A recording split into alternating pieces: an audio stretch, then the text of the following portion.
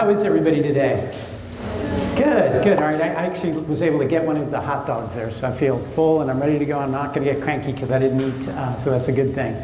So listen, thanks for having me here. I appreciate it very much. It's an honor to be here with you. And how many people start talks by saying that? But it really is. To me, it means a lot because it may not seem like it to you, but to me, it seems like it wasn't that long ago when I was in high school trying to figure out what I wanted to be, what I was going to do. My head was full of dreams, and life doesn't always give you a straight path, right?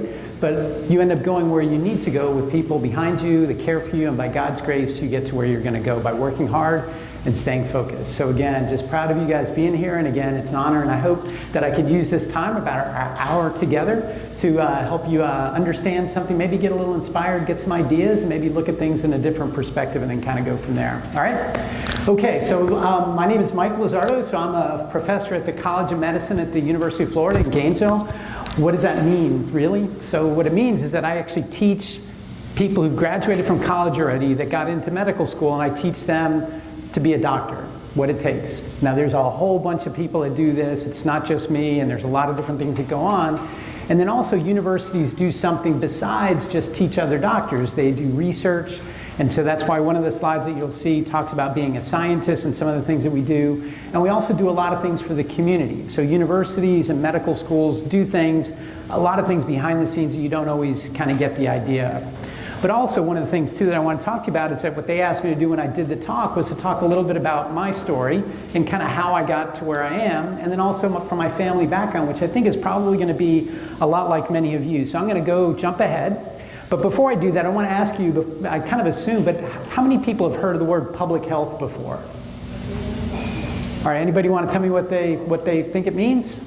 What does public health mean? You were right there, so I saw you first. And never make eye contact. When you make eye contact, that means someone's going to pick you. So what does public health mean to you? Helping people. Helping people. All right, good. Yeah, it is that. It definitely is. Any other ideas? All right, not to put you on the spot, but we're going to talk a little bit about that. It is very much helping people. But what it means is that instead of helping one person, like a doctor does when he or she sees a patient, public health people help the whole community. And many times the community doesn't even know they're being helped. So like, did any of you wake up this morning and say, thank God I didn't get cholera this morning? I guarantee you not one of you did. But the reason why you didn't get cholera is because we have clean water, and you don't have to worry about getting sick when you drink a glass of water in the morning. That's public health. And today, I'm a lung doctor, so I think about lungs and I think about the air that we breathe, and that's what we're going to talk about. So I just took a small example of why public health matters in my own experience, and then we'll talk about why it matters and kind of what some of the things that we do, and then plus, we're going to look at some cool x-rays. So I'm going to jump ahead a little bit, and then kind of just talk about what we're going to go over. So we're going to go over my beginnings, kind of what my family background was, then talk about kind of my education process, where I was. We're going to talk a little bit about medicine, about being a doctor and being a scientist. And then a little bit more about public health. So notice how it's just a group of people, just much like you, and any group of people will be what we refer to as public health. All right, so this is me when I got to visit Cuba for the first time. So my parents are Cuban. I'm first generation, so I was the first in my family to be born in the United States. My parents came as immigrants, were in the US for 10 years before I was born, 6 years before my brother was born, and their family came, and like a lot of, I suspect many of you have backgrounds where your parents came from somewhere else, or you know people who did, and so this is kind of how it starts, and it was kind of the whole American dream, and realized that I had very humble beginnings. My parents didn't have very much, but they never really knew that. They worked hard, they did what they could, and they just worked really hard. They came to New York because there were more jobs at that time than there were in Florida. Florida was a lot smaller. And so when they came to New York, they had me and my brother, and then the rest is sort of history. I moved to Florida when I was 7. And like I said, they didn't have much, but they believed hard work, faith, family, and just pushing education was always going to be a big deal to get a better life, to get the opportunities that they never had. So my mom and dad were very smart, but they never had the opportunity to get past the 6th grade. They never could. Super smart, they taught themselves to read. My mom taught herself how to speak English. She learned how to read and write English on her own. Very smart, but they never had a chance. So that's why getting a chance is always so important.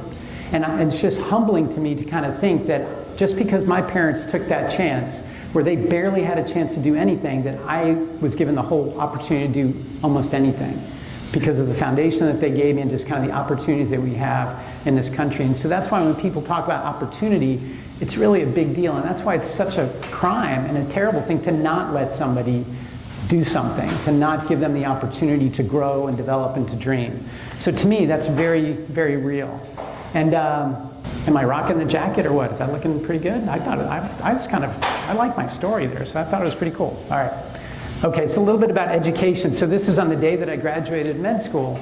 And so I went through school. I went to school down in Miami, which is where I grew up. Went to school, then got into the University of Miami.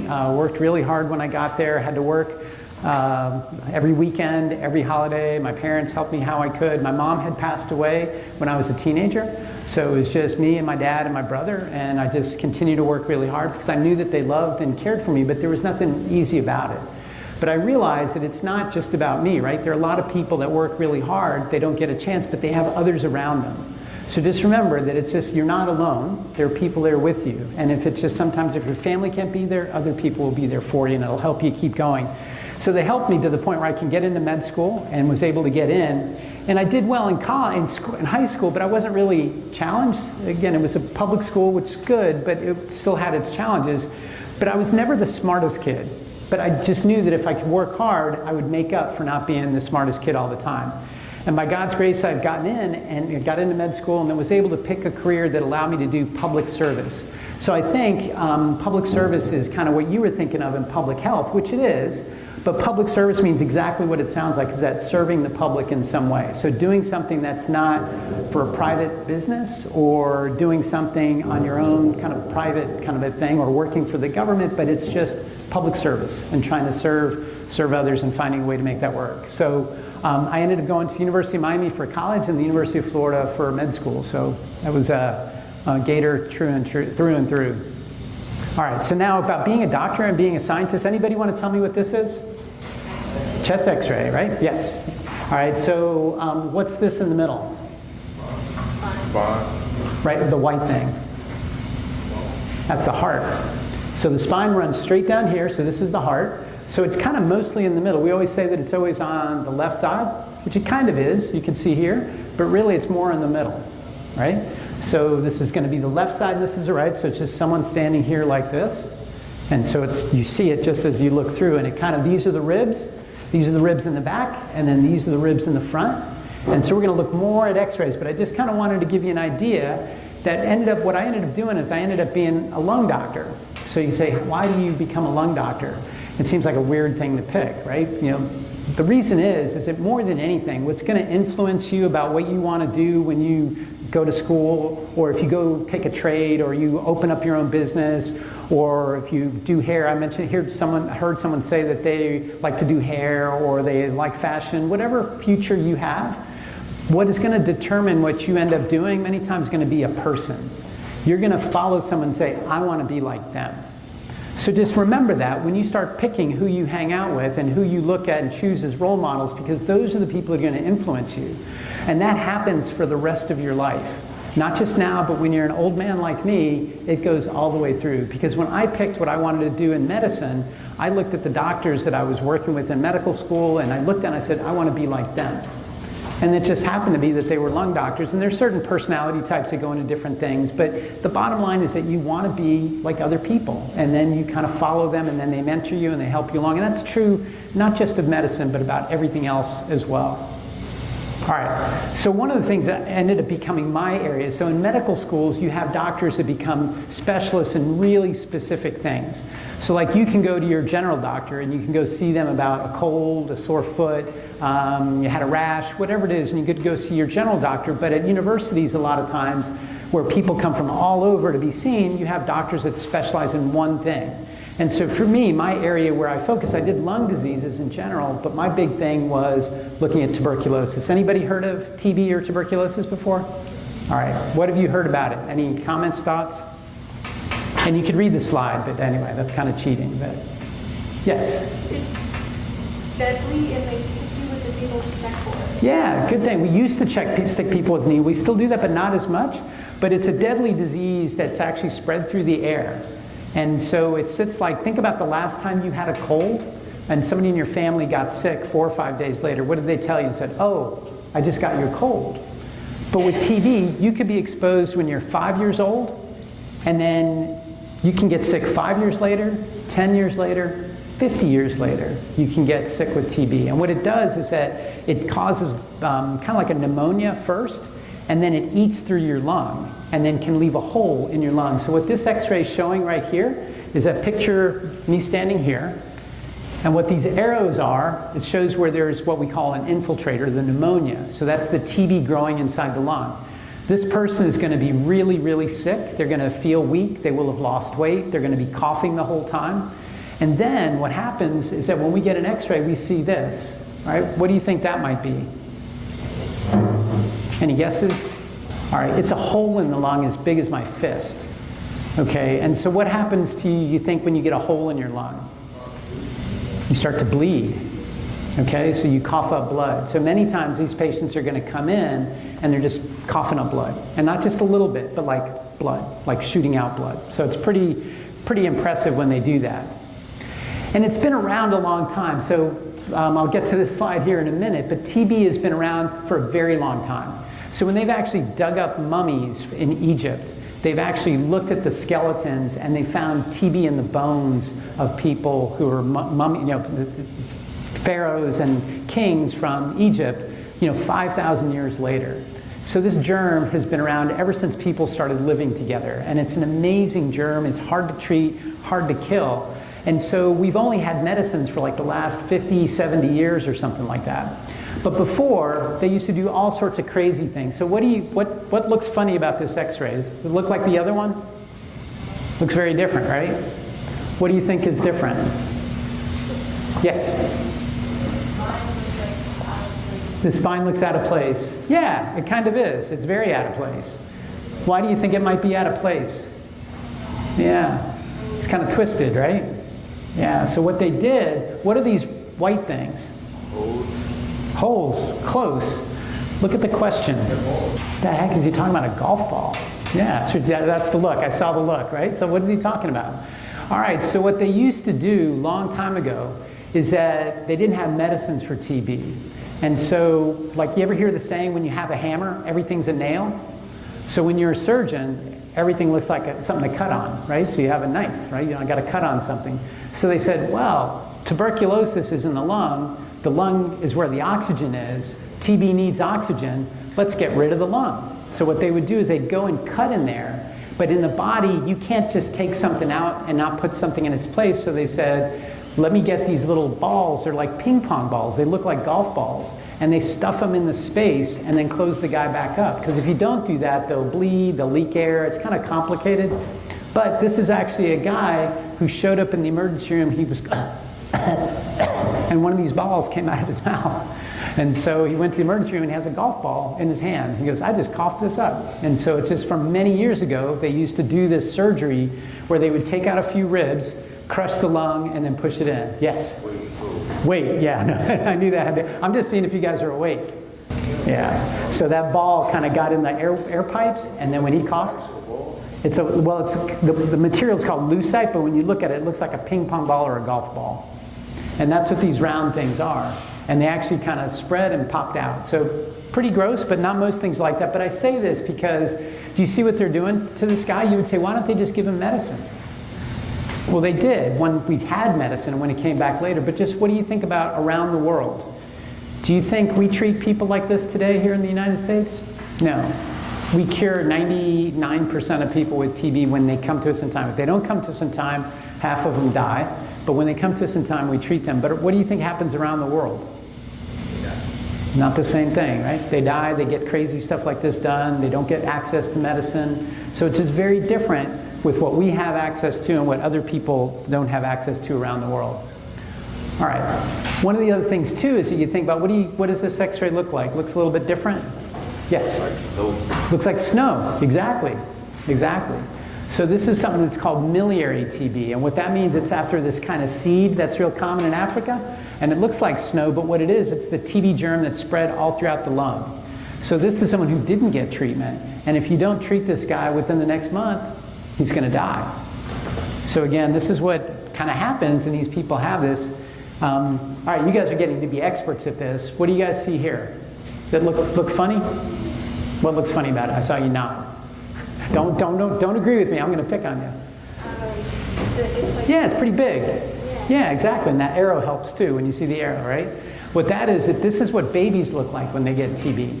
So they don't get the big holes in their lungs. They get big glands like you get in your neck when you're sick. And then, so babies get these. So again, one of the things that we do when babies get exposed to TB here in this country, we make sure we get them on medicines really fast, because that child will go from running around playing and then getting really, really sick very, very quickly. So I've spent my whole career treating people with TB and other lung diseases, but that's been the main focus of what I do. But tuberculosis is important for public health. And why would you think that? How do you think you spread tuberculosis? Through the air, exactly. And so that kind of gets to the point of what we're talking about. And I'm going to focus mostly on things through the air. What are other things that can happen to you through the air that you'd be worried about that are important? What's that? Viruses, exactly. Yeah. Can you name a couple of viruses that are important? COVID, exactly. Anything else? Flu, exactly, yeah. So flu and COVID are the two most important respiratory viruses, but there's a really, really long list of other ones. COVID is a kind of germ that belongs to a group called coronaviruses. And so there are 4 others that are just like it, not as strong. And the COVID is getting to be like the other 4, but there are hundreds of viruses that we get exposed to that come through the air. What are things that are not infectious that can affect your health through the air? What's the most important thing through the air that can affect your health? Smoking, exactly, 100%. Smoking is the single most important preventable health problem in the United States. So smoking is a really big deal. So that's why we put a lot of effort into getting people to quit smoking, not smoke, and it really causes a whole bunch of problems. All right, so one of the things, kind of talking in detail about public health. So public health is not necessarily just healthcare for the poor.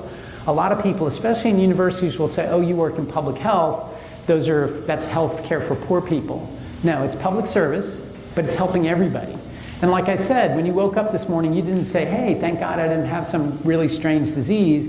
That's because public health is working behind the scenes all the time to make sure that the air we breathe is safe and that it's clear, that there are rules and laws about how to keep the air clean. There are rules and laws about where you can smoke, where you shouldn't smoke, how to stop people from smoking, how to prevent infections. You guys are all, old enough to kind of remember what it was like. You guys were probably, in elementary school for COVID, a lot of COVID. And so during that time, all those things were going on. So you couldn't, you had to kind of restrict, you couldn't go to school for some time, you had to wear masks, or all these other things that were going on. That, again, it's kind of we know a little bit more now than we did then, but it was really clear that a lot of those things saved lives, and those are things that we always try to work for. And kind of think about when we look at and think about a doctor, like I said at the beginning, is that taking care of one patient at a time. Public health doctors or public health practice overall are taking care of an entire population, right? So you're doing things that affect everybody at one time, and sometimes very specific groups, right? So you're not going to focus teen pregnancy issues and information on elderly people in nursing homes, right? So you're going to focus on certain populations to do certain things to keep them healthy and safe all the time. All right, so kind of look at this. So let's say this is one of my TB patients, right? So they have a big hole in their lung. And in that hole, there are millions and millions of bacteria. And when that person breathes, guess what happens? All over the place. And so depending on where you are, you can be infected. So what do I do if, let's say you guys say 2 weeks from now, you guys get a call and say, hey, you know that doctor that came and gave you that talk? Talked about TB? Well, he had TB. What do you think that would happen to you guys? What would we do? Go to a different doctor? What's that? Go to a different doctor. Yeah, don't go to me as your doctor. Okay, that's a good answer. Not the one I'm looking for, but that's a good answer. There was another one out here somewhere? Get checked out. I'm sorry? Get checked out. All right, what do you think they're going to do when they check you out? Okay, good. No, that's good. I was just pushing a little bit. Did you have a... Yes? Pray. Pray? Yeah, that's always a good idea. You should be doing that every day anyway. But yeah, you pray. But there's something else that we could do, right? So the other thing that what we normally do when we find out if someone's exposed is that usually an exposure like this, oh, you were going to say something? Quarantine them or something like that? Yeah, good question, but not yet, because remember, TB is really slow. If it was COVID, we used to quarantine and do that because that was really, really fast. But with TB, it's different. So in other words, we'd have time, and what we would think about, would you be the only people that were exposed to me? No, right? There'd be other people. And 1 hour talk this far away from you in a big room, that's not really that risky. But whoever I live with, whoever sits next to me at work, whoever I have lunch with every day, whoever sits in a car with me, those are closer. So we actually have a way of doing an investigation where we look and do the circles. And what we do if we find that those people are infected, not sick, we give them medicine to prevent them from getting sick later. So that's what public health does, is we stop the germ from spreading to other people and continuing to get people sick. One of the things that's unique about TB, and I'll kind of tell you this now, is that TB is so important, is that it is the only disease which, if you don't take your medicines, I could put you in jail.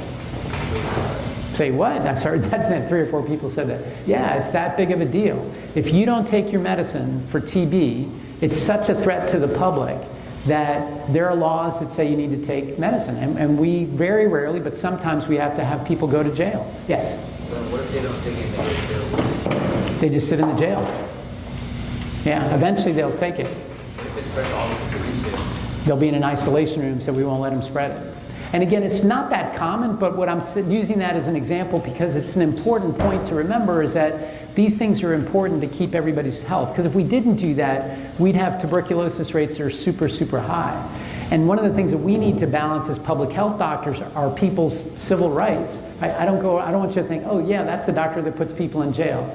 No, it's like there are rare times, and usually if someone won't take their medicine when a doctor tells them to, when they're sick, when they're told they could represent a threat to somebody else, if they're not taking their medicine, something's wrong. They need some help. And so we work with people, try to get them to do what they need to do, but my point is that public health is important, and there are laws to protect all of us to make sure that we do that, and we have a responsibility to balance that person's rights, which are the most important thing, but also we balance it with the city's rights, with the population's rights. So for example, if I had TB and I wasn't taking my medicines, and I came here and got all of you sick, would that be right? No, I should take my medicine and kind of keep everybody else safe. Yes? You want me to ask, do you have TB? You want me to ask me? Like, do you have it? I have not. Yeah, no, I've never had TB. Yes? As a doctor who specializes in TB, what measures do you take to keep yourself getting TB when your patients have it? It's a great question. So yes, if you didn't hear it, the question of what are the measures that I take to make sure I don't get TB, we're going to see that at the table here in a little bit about the things that we do to protect ourselves. But I've been exposed to thousands of people with TB over the years, but I've never got it because I take all the right precautions. Yep. All right. Okay, so we're going to do some show and tell. All right, we're going to go through some of these x-rays pretty quick. Okay, you're going to tell me what you see on the x-ray. What do you see on the chest x-ray? A piercing, right, exactly. You guys are like right on top of it. So nipple piercing on this one, but otherwise a normal x-ray. What do you see here? Let me tell you, the arrows are a tip. You see what? What's that? Snot. A snot? That's a really big snot if it's a snot. Snots usually don't show up on x-rays. Anything else? Is it kind of round? Like a ball? Looks like a ball, right? Ball. Yeah, it looks like a ball. So it looked like a ball in a hole? All right, so this is a patient that had TB, and they had a cavity, a hole in their lung, literally about the size of my fist, right? Yeah. So yeah, big hole in there. So it's a big hole. So in that hole, fungus got in there, and the fungus just grew and grew and grew and grew, and it became a ball. It's a ball of fungus. So basically, you take it out, it's going to be a ball of fungus, almost worse than like a mushroom. Yes? How do you get a hold of the lung? Because what happens is that your body tries to kill the TB, and when it tries to kill the TB, it's kind of like killing a mosquito with a shotgun. So you just start shooting to try to kill it, and then you damage everything around it. And then it kills the lung, and then you're left with a hole. And then we treat the TB, and then the hole stays, but the TB is gone. Yes? What does the piercing have to do with that? What does the piercing have to do? Nothing. I'm just showing you cool x-rays. Oh. Yeah. It has nothing to do with it at all. And there's going to be some other things that have nothing to do with TB that's showing up. She actually had a piercing in her lung. Yeah, you didn't see? No, it wasn't in the lung. It was on her chest. You didn't see the there's Yeah, we'll look at some other things. What does this look like? How does this look different from the other ones? It looked like inflammation. Looks like what? Looks big, right? I saw you do the hands. That's exactly it. That heart is huge, right? It's about twice the normal size. That's her heart. And her heart, literally, if it was me, it would be this big, right? Why so big? Why it's so big? Because she got TB in her heart.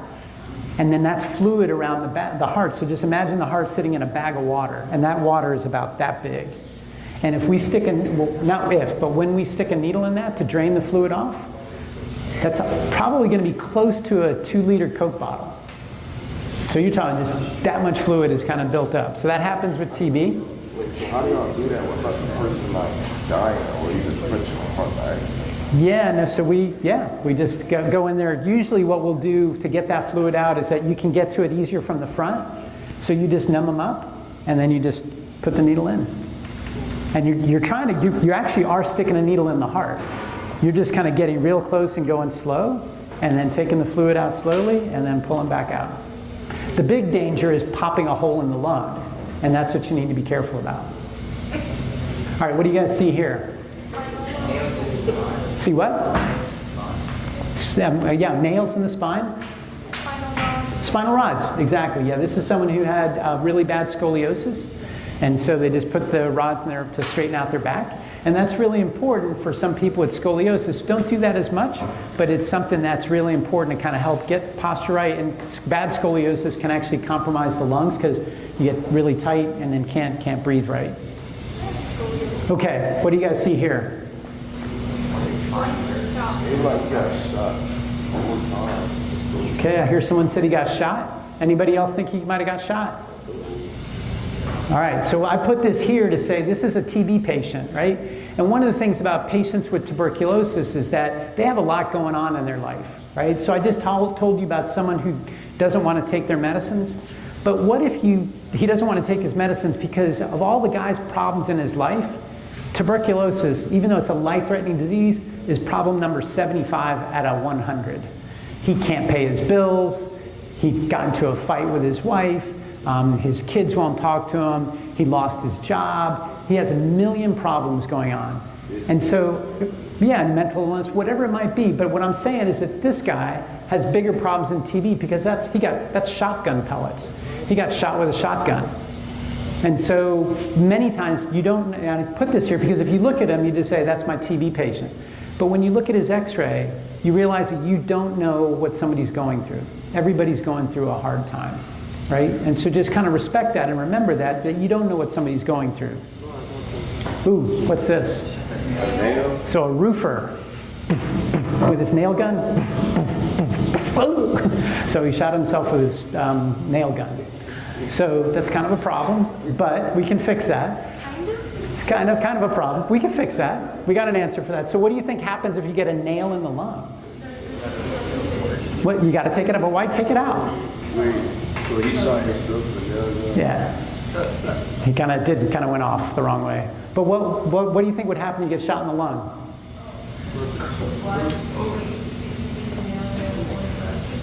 Well, it won't what? No, rust doesn't matter. Yeah, but that's okay, good point. But why would we, what'll happen? Like, internal bleeding, well, we like to say that all bleeding stops eventually, but bleeding is a problem. But that, in a lung like that would probably stop pretty quickly. He'll cough, he'll bleed, but it won't be that bad. The main thing is that with the lungs is think of the lungs as a balloon inside of a box. And if you put a hole in the box, the lung can't open up anymore.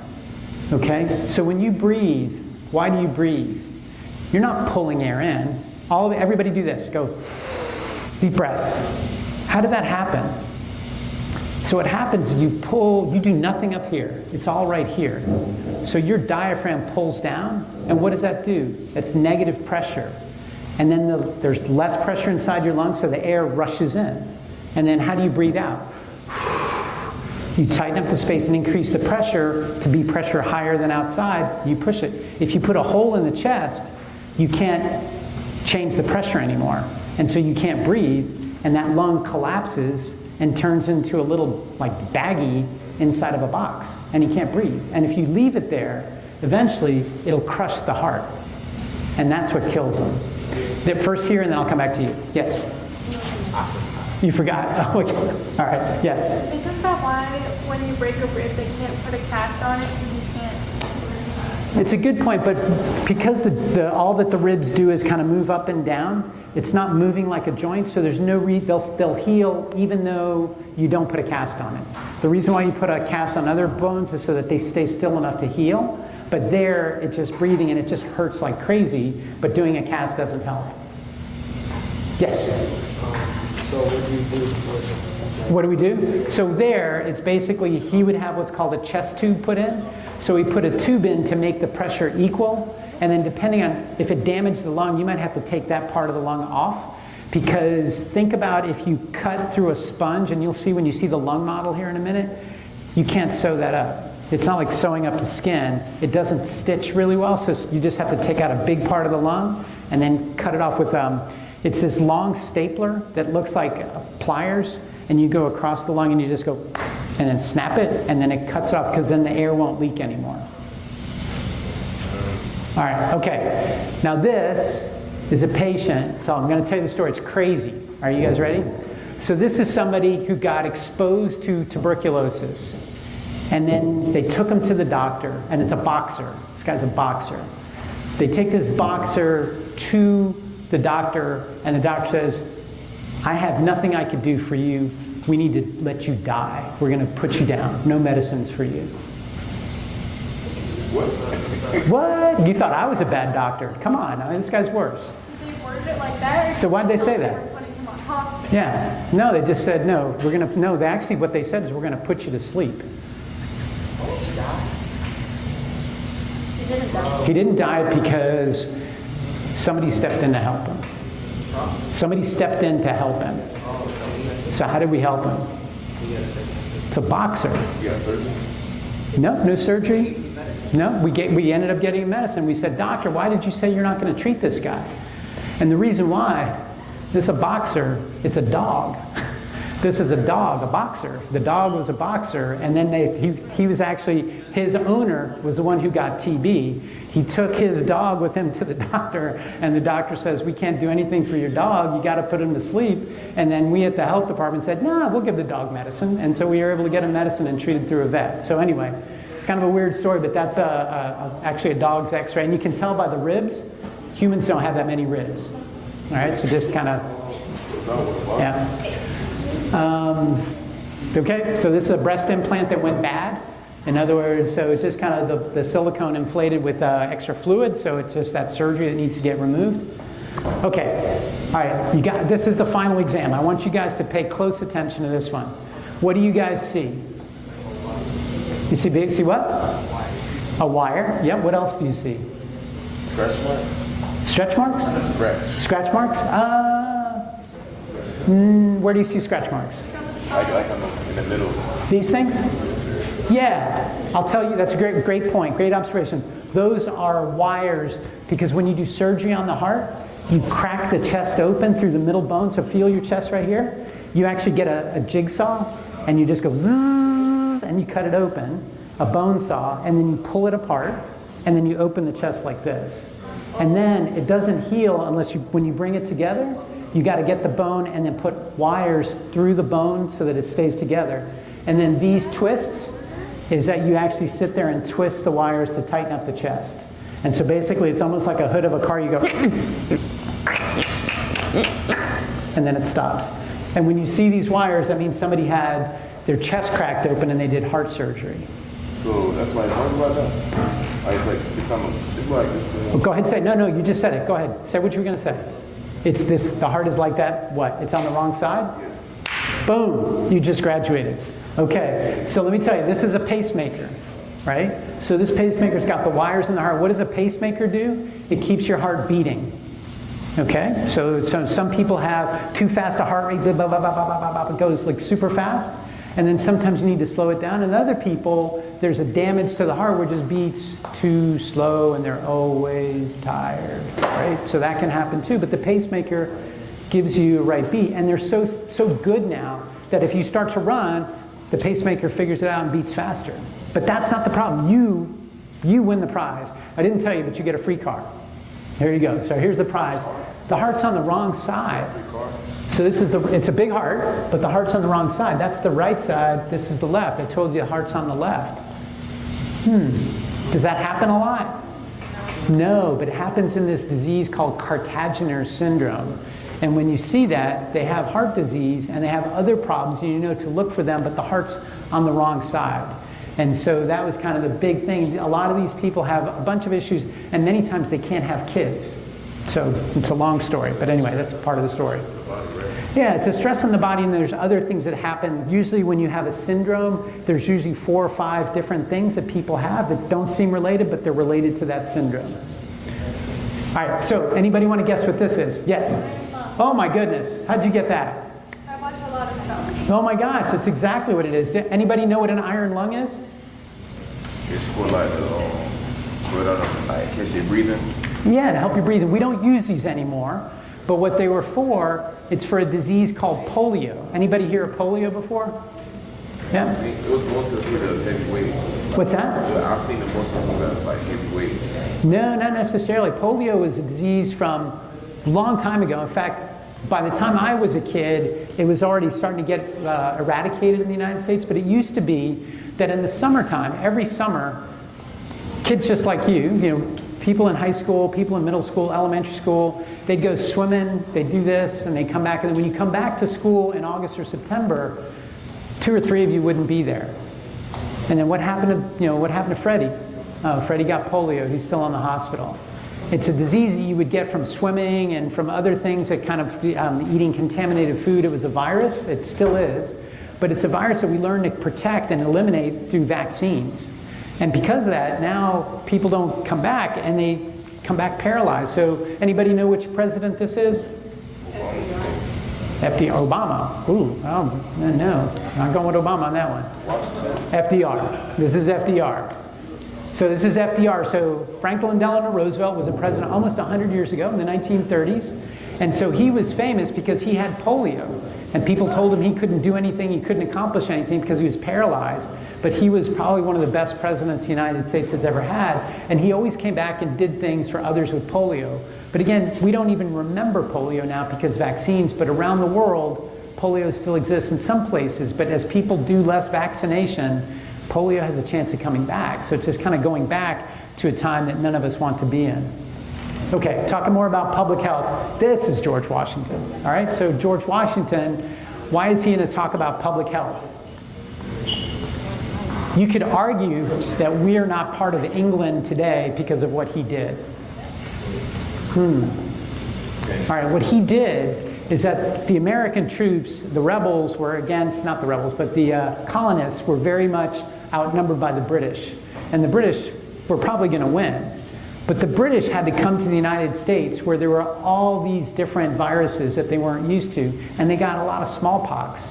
And George Washington said, I'm going to vaccinate my troops.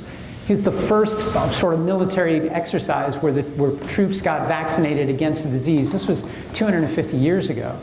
And that kept the Americans with more people on the front lines than the British, who lost most of their troops to smallpox, not to the Americans. And that allowed the Battle of Yorktown and some of the other battles to go the way of the United States. Ooh, all right, so terrible picture, right? So this is smallpox. And this is a disease that's been eliminated. It's the only disease that's ever been completely eliminated from the world. How? By vaccines. So many of your, probably if you're born outside, if your family's from outside the United States, some of your parents may still have a scar on their shoulder, usually their left shoulder, but it could be on the right, but usually on the left. One of those is a TB vaccine. The other one is going to be smallpox. In the United States, they stopped vaccinating for smallpox before I was born, so probably about more than 70 years ago they stopped. But around the world, yeah. So around the world, they still vaccinated up until probably about 1990. They stopped vaccinating, and it was eliminated, I want to say, in 1981. And this is one of the last children who ended up having smallpox. It's a terrible thing that, as you can see, what it does to the skin, and actually kind of causes an incredible amount of damage. So she was from Bangladesh, and was one of the last to have that. But one of the things that this is a picture of something called, it's a famous public health painting called the cowpox. And in this shows how people were terrified of vaccines. And they started to say that, well, you're going to give me this vaccine and it's going to turn me into a cow. Because the word vaccine, how many of you speak Spanish? All right, the word for cow is what? Vaca. So what are the first three letters? Vaca, vaccine. So vaccinia, which is where the first vaccine, which was smallpox, that came from a cow that had a disease very similar. And someone named Edward Jenner, thinking public health-wise, noticed that anybody who milked a cow did not get smallpox. Why? Because when they were milking a cow, they got cowpox. And cowpox doesn't make humans sick. It makes cows sick, but it doesn't make humans sick. But it protects you against smallpox. So the light bulb went off and he said, I'm going to get that stuff off of that cow and give it to people to see what happens. And guess what? They didn't get smallpox. And so that's where the word vaccine came from vaca, so from cows.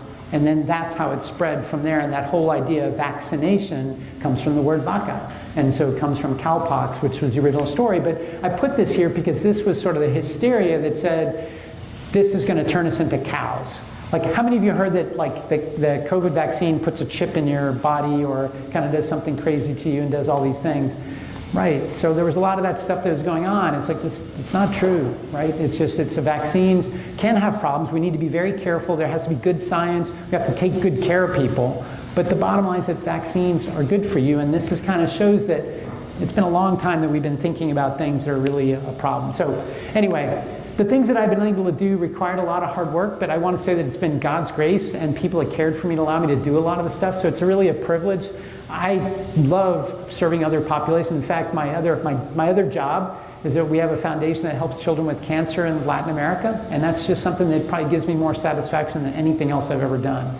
And I think it's partly because the path to being happy professionally, whether you're a doctor, a nurse practitioner, I heard somebody say, doing somebody's hair, providing good clothing, whatever it is that you do, if you do it in service to others, that's probably your path to professional happiness more than anything else.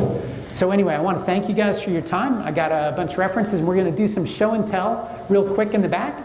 And we got some interactive activities. I'll show you some medical equipment and some lung models that you can take a look at. So we'll break there, and so we'll kind of, I don't know, Deshira, how do you want to do this? Have them all come around the table and I just show them? Would that be good? Or you want to bring the table here? Or what do you think would be better? Yeah, we'll stay here. Yeah, I think the way they're set up, it might be better to do it here.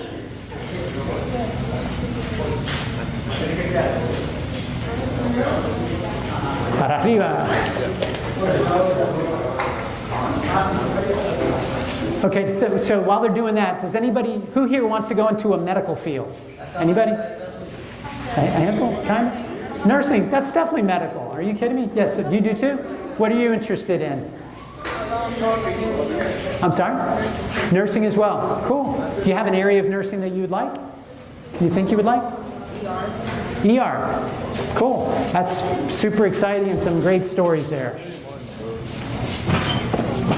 Okay, all right. So we're going to try to do multiple things at one time, and then you guys just kind of listen. But anybody ever hear lungs before or listen to each other?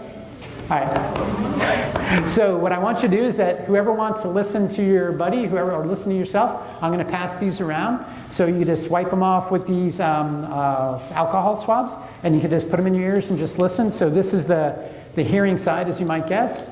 Put them in your ears with these pointing forward, and then as I'm describing this, you guys can kind of go through if you'd like.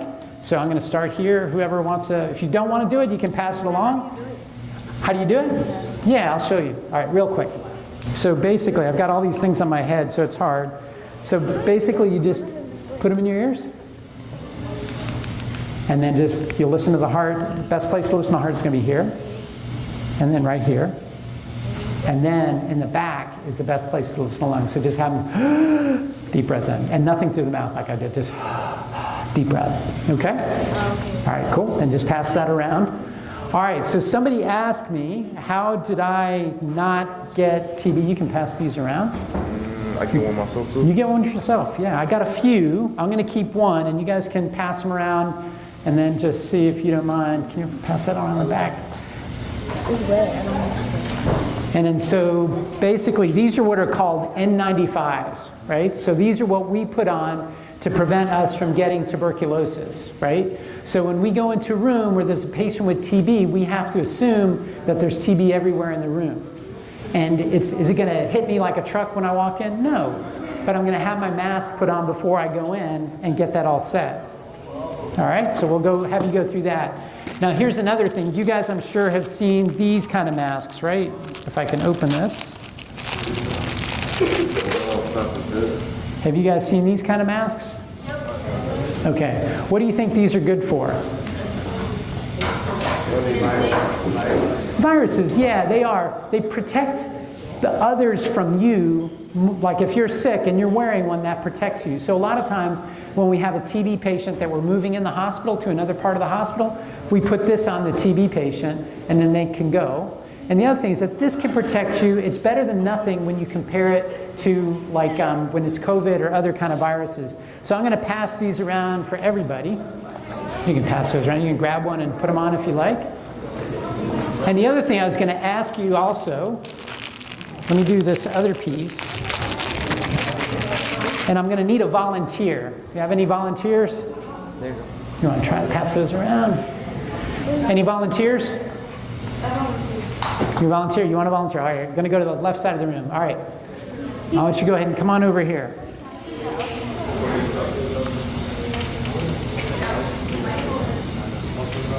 All right, come on up. Oh. Yeah, it's you. No, it's your live. Okay. We're going to put this on you. I want you to put it on. All right. Can I cover my face? No, I don't. Not yet. All right. So. Am I the sick one? No, you're not the sick one. You're the healthcare worker. You're going into the emergency room. There's a patient who is sick, and you're here to help them out. All right, so you ready? All right, so this will go over the top like this. I think I broke it. All right, and then, Oh, that camera, boy. then you got to put your hand in there. She looks like a banana. Oh, we're not done yet. All right, and you put that in there. All right, and then this goes over here, and then you got it here. You tie it up front. Okay. Then I want you to put this on. Oh, I gotta put that on? Yeah. Okay, you ready? All right, that goes here, and then I'm going to hold it. Hold the mask. Put your hand underneath and hold it. All right, I'll do it for you. Let go. Wait, hold this part. Yeah, there you go. Oh. All right, good. Okay, hold on. We're not done yet. Okay, you ready? Bro, why did I volunteer for this? I know. Look at that. Okay. Bro, that's pretty up. You good? Can you breathe? Yeah. All right, so let's stand in front of everybody here right there. Okay. All right, you're just going everywhere. All right, come here. I want to show everybody what you're doing. Okay, so what do you think this does? Protects you from coughs. Protects you from coughs. Not so much. Huh? When you're doing surgery, you could do it in surgery, but what are you trying to protect on you? What part of you? Body fluids from getting where? On your face. In my eyes. We don't care about the face. In my eyes. Nope. Eyes. Believe it or not, one of the most important places where you can get an infection and get sick is in your eyes. So like if you cough and someone coughs and they touch your eye or they shake your hand and then you put it in your eyes are a very important place to get infected. So if there's, like let's say there's a trauma. She goes into the emergency room and there's a guy who has HIV or hepatitis in the emergency room with a broken leg and he's bleeding, and she goes in, if that blood splashes in her face, it doesn't do anything on her face and probably won't do much on her mouth, but if it gets in her eyes, that could be dangerous. Okay, so that's why we wear those when there's blood flying around. You have to put that on. It does nothing about cough or in the air because the air just comes straight under here. Am I done? Saliva on your face. There is that. Now the N95 mask, that protects you from infected air, right? So you'll still be able to smell things, right? So smelling isn't the same as getting infected. But the N95 is the tightest filter that we can get, but sometimes we'll also have personal respirators that have a motor, and that's going to be the highest risk situations. Yes? What's the difference between an N95 and a K95? So a KN95 it actually was made urgently during COVID. It's not as good as an N95, not at the same standard, but it was cheaper. and was still a little bit higher risk. And so it was made, but it was not something that's preferred now, and we try to avoid using those. What does the gown do? Yes? So let's say somebody touched you, it won't be like, the touch won't be on your skin. Yeah, it's partly, it's two, you can take that off, yeah. So see what she's doing is that, so when we do procedures, we have to wear those for a couple of hours. And it's hard. So that's why I did it to you, so that you can kind of feel that. Thank you. All right, you're welcome. And then, all right, so we'll do that. I'll get you out of that. And then these, you just rip them off. You just tear it up, yeah. Once they're used, they're used. Oh, the thing is in there. Oh, there we go. All right, good. Well, thank you. A round of applause. Thank you. Anybody else want to try one on or no? I've got a few. All right. All right. Catch. Oh, here you go. Anybody else? You want to try one? Here you go. You work in the ER, you can wear these a lot. You get one too? Oh my gosh, yeah, here you go. My sister's a nurse. All right, I got a couple more. Here you go. Here you go. Anybody else? All right, good, good, good. Okay, yeah, so that's kind of what that does. The other thing too, let's talk about the lungs. Okay, I want you guys to pass these around. Okay, this is not a football. I heard you say you play football, but how does that feel compared to a football? Still feels, looks like It's like a little slimy. It's slimy, right? And is it heavier than a football? A lot heavier, right? It's about 4 footballs weight, right? Okay. All right, so anybody want to guess what's going on here? That's the heart when you start smoking. That's the lungs, actually. This is the other lung. When you smoke, you get these round things that you'll feel. I'll pass this around. These are called blebs, and that's emphysema. What happens with emphysema is that the lungs would actually be much bigger than this. They actually get bigger, and they get less, they don't work as well because they get these big holes that start to grow over time, and then they're big bubbles, and they don't work well as lungs. And so that's part of what emphysema does. You want to pass these around? Yeah, ready? It's heavy. oh my God. Yeah. All right. So anyway, so the lungs weigh a lot. Anybody want to guess why they weigh so much? And if you can just pass those around so everybody can see them. Anybody want to guess why they weigh so much? What are they filled with? No. What's that? Because you're big. I didn't get large. You're a big man. Yeah, you can just go down. They kind of fit everybody, but here you go. Yes, try it on. Oh, we got you backwards. That's why. Hold on. Yeah. So are the lungs filled with air or what? They have a lot of air in them, but it's filled with blood, right? So the lungs are filled with blood. Why would the lungs have so much blood? That's a cancer. That's kind of like a picture of a cancer. Yeah. All right, and so the reason why they're filled with blood is because the oxygen has to go to the blood, right? So you breathe in the air, then the air lets the oxygen get into the blood, and you kind of go from there. All right, so that's why they're so heavy, and those are real life weights, right? Where's the pink one? The pink lungs? Okay, yeah. Just make sure everybody gets a chance, because guys in the back there haven't got them yet. All right, so just imagine, so when we were doing a lot of the work with COVID, we had to wear these for 8-12 hours a day. And so you'd come back and have marks all over your face just wearing these for all that time. So it took a lot of time and effort. These are a little bit different.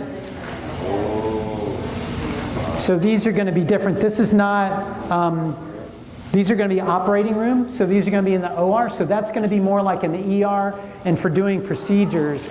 This is going to be for actual, in the operating room. Normally these are sterile. They come in a bag. And when you get dressed in the operating room, you really don't do it alone. You've got someone, the circulating nurse will come and help you. And there's a whole procedure in kind of how you do that. But I want you to tell me, how is this one different from that, besides the blue color? What's the difference? Right here. Yeah, the cuffs. Why is that important? Not that anything gets in, but nothing from me gets on them. So what you do is that when you go in to scrub in into a case, you go into the operating room, you come in from the dirty area, which is just the general public and where you walked in from, and then you walk into the sterile area. When you walk in, you can't touch anything. You go up to the sink, and there's a kick bar. So you kick it, or you step on the pedal, but you don't use your hands. You hit it here, and then the soap comes out automatically in the water, and then there's a sponge that's made with iodine. So then you go 10 times, 4 sides of each finger, all the way through, and you just sit there, you do all the scrubbing, and then you wash everything off. You don't wash down, your hands have to be up to wash everything back this way. Then you gown up, then the gloves go over the cuffs. And usually you do 2 gloves, because if one glove gets cut, you can take that off and you're still protected underneath and you don't have to scrub out of the case. If you get a cut all the way through, you have to get out. Okay, so there's a lot of things that we do sterile. And the other thing that they do too is that if you ever notice, when you go into an emergency room or an operating room, the floor is built in a certain way. So the floor, there are no square angles. It slopes up. That's so that we can wash it better, and if there's blood or water or whatever it is, you can just rinse the whole thing and then just dry it up, and there's no cracks anywhere. Okay? So again, the sterile thing is really a big deal, but everything from what blows in the air, the water that flows, germs get in everywhere. So we do everything we can to protect folks. Yes? Do you do the surgery? Do I do surgery? The only procedures that I do, and I haven't done them in a while, but it's just I do something called bronchoscopy. So we would end up going down into the lung through a long tube that looks a lot like the stethoscope. And then you go all the way down into the lung looking on a video camera. So it's almost like a video game. And you go into all the branches of the lungs, and then we do biopsies. We send a wire in and pull it out. I've helped in surgeries, but I haven't done surgery in a very long time. Where do you put the tube? The tube? Through the nose. So they're laying down and they're awake. They're wide awake. Yeah, and so we numb them up. We give them a little bit of happy juice, and so they're just kind of there, but they're awake. And then we just put the tube in and we go all the way down, and then we talk to them the whole time they need to talk. They feel it, yeah. They feel everything. I mean, they feel pressure. It's not pain. If it hurts, that's a problem. But we don't go through the mouth. The mouth is a lot harder. Through the nose, it's fine. They can talk to you. They'll just kind of sit there, be pretty chill. So it's good. And then also we'll do biopsies through the wall of the chest. So there's other stuff that we do. Yes? I can use the balloon as a shield. What's that? I can use a shield. You can use a shield. You can put the shield on. I've got it. Might open it up a little bit. Yes? You can get a mask. Here you go. You can keep it. You can keep it. What? I got a team here. I know. I know. We have a team all ready to go. All right. Good. Yes. Any other questions? All right, well, good. Well, I think, again, I thank you for the opportunity. I hope this was helpful. I had a lot of fun here with you guys today. What I said and what I shared doesn't have to do just with being a doctor or being in healthcare. I think the things are really true for a lot of things. Just dream big, work hard, know that you don't have to do it alone. There are other people that are going to help you along the way, and encourage one another, right? Just be a source of that support for other people as well. And by God's grace, you're going to be where you need to be. All right, so anyway, thank you guys very much. I appreciate it. Thank you.